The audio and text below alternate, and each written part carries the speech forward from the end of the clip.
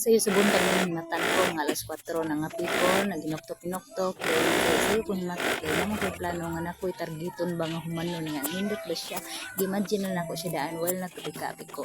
So ako din siya dali og trabaho, kana siya bulak nga with kani ang color green, then akong gikombinasyon na is white, paspasan siya. So wala pa ko nagsugod o nagluto, nagsugod sa kuana kaya aron sakto ba gyud ang ako ang plano. So pagkahuman na di ay while naghimo-himo ko kurtina, nagkuani ko natak-an ko sa rice cooker og kanon. Then pagkataod-taod naghaling ko kay magsugba ko og kini ang baboy para sudan sa babae nga kugihan. Charot. O tinuod ba ginaon muna siya kung ginaplano.